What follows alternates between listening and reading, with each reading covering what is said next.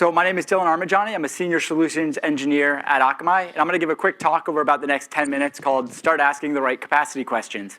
I'm sure there's a lot of people in this room wondering, like, why is there another CDN guy on stage that's going to talk about capacity? Like, what does that have to do with all of us here today? Outside of myself, almost half asking that to myself, I think what we need to remember is, right, we have origins and we have clients, and usually it's a CDN and capacity that sits in between them. And it does have an impact on what the QoE and the performance is going to be.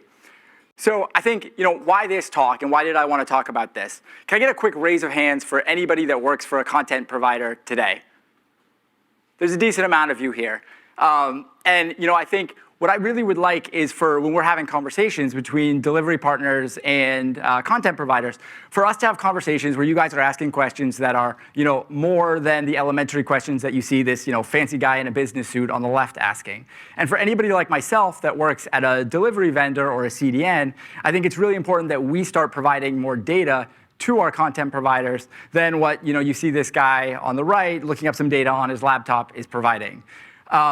So in this industry, we spend so much time talking about QoE and KPIs and what we can do to drive rebuffering down to zero. Over the last day and a half, I've heard so many great presentations about what can we do server side, client side, encoding side to drive further adoption. But the truth is we treat CDN often as kind of this black box in the middle. But making the right decisions there can have a very big impact on what your end user's QoE is.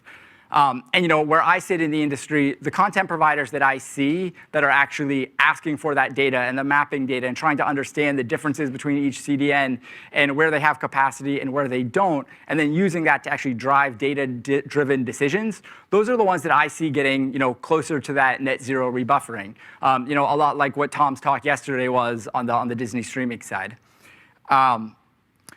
I will, however, say, before I kind of jump into the weeds, I'll just throw this up, and I'm probably going to piss somebody off in the Akamai marketing department, so I'll look for an email from them later.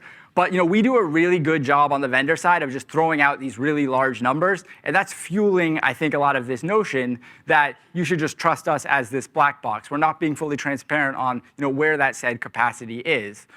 We have 250 terabits of capacity, but does that mean I have 250 terabits of capacity for your end users in this geo for this content at this hour? In all likelihood, probably not. We need to have conversations about that.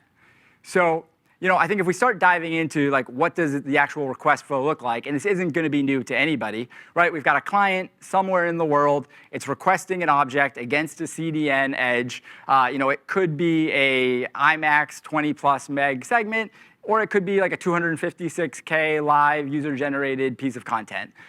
Either way, it's most likely going to go over public transit. It's going to hit a CDN edge. One of two things can happen. It's going to be a hit. It's going to be a miss. If it's a miss, we're going to go forward to a CDN mid-tier. If it's a miss there, we're going to go forward to an origin shield most likely. And then if it's a miss again, we're going to go forward and pull that object from your origin. But as I mentioned, not all content is the same, not all libraries are the same, and not all traffic profiles are the same. So the offload that we're going to get at all of those tiers is effectively going to be different customer to customer, publisher to publisher. Additionally, all of those servers, they may be connected on a private backbone. We hope they are. But there's times where public transit is going to be between of those. The latency and congestion points that can happen in even the CDN mid-tier, it's going to be different based on every single cohort of traffic that comes in to the edge. And then lastly, those servers could even be in very geographically dispersed places. Again, we hope they're in racks next to each other, but we can have an edge server on one side of the country and an origin shield on the other, or even in a whole other continent. And the latency, again, is not going to be the same.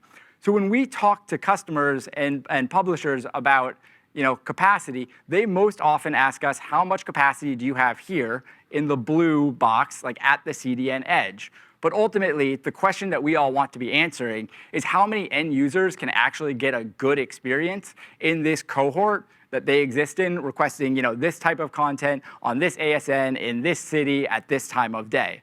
That's what they actually care about.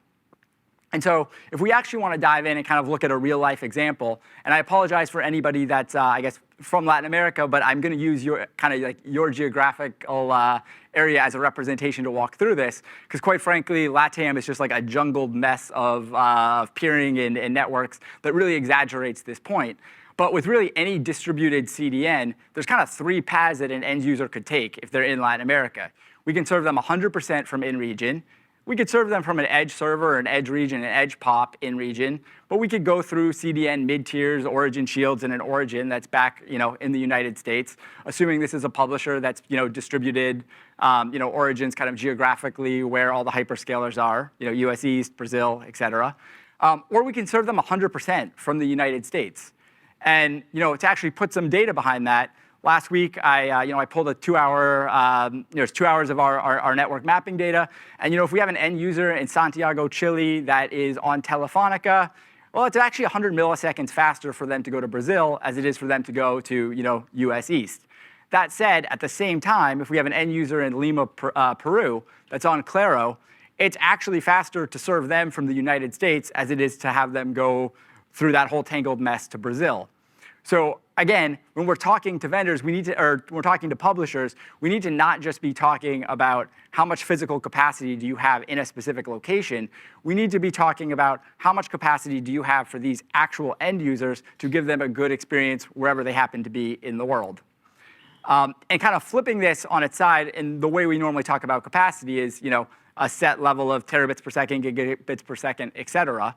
So if we say that 100 milliseconds of latency from client to edge is what we're going to deem is acceptable performance, then, and we start to look at what does that actually look like? If you asked that same question to me and you said, how much capacity do you have in Latin America to serve end users with 100 milliseconds of latency client to edge? I would tell you I have 13.8 terabits per second. And if you ran off and streamed your live event and it happened that you were streaming, a Chile World Cup qualifying match, and you had 1.1 T of traffic that was coming in on Claro, well, you'll see I only can serve 120 gigs per second into that ASN under the, what we've deemed is acceptable performance. And so we basically just blew up the network, and everybody had a bad experience because we didn't have the granular conversation that we need to be having when we're talking CDNs to publishers about how do we use the capacity that we have available. So how do we actually do this today? And most people don't do this right, which is why I wanted to give this talk. I think most of the time, we end up in this situation where we talk edge, we run into pinch points, and then we all scramble to try to fix the solution. People are trying to shift traffic, reduce bit rates, et cetera. Those that are doing it well today, it's still not perfect. A lot of this is offline Excel sheets that are being passed back and forth.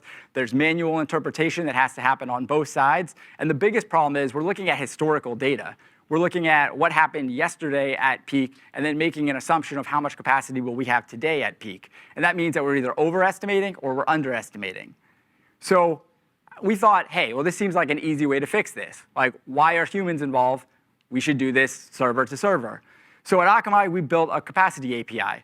Thought this would be a great way to solve this. Essentially, we built a system. You can make a request for a specific map in the US, a specific DMA, a specific ASN. You can define what's the quality score that of latency that you want from client to edge, and we'll tell you exactly in near real time how much capacity do we have available.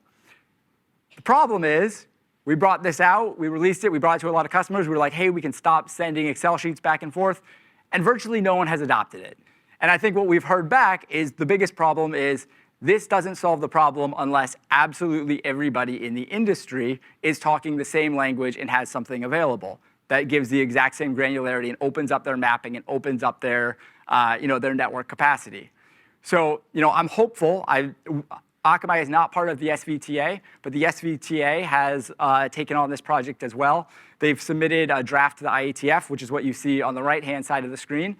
They're proposing something very similar to what we built on the Akamai side. They've kind of taken out the QoE side, so there isn't a quality score, but they do have this notion of a maximum hard and a maximum soft. So I do think that those could probably be adopted to fit in some sort of quality metric, however we decide to define that. But I'm even thinking, well, what do we do after this? Because there's still even problems with this approach that I think we're going to need to solve further down the road.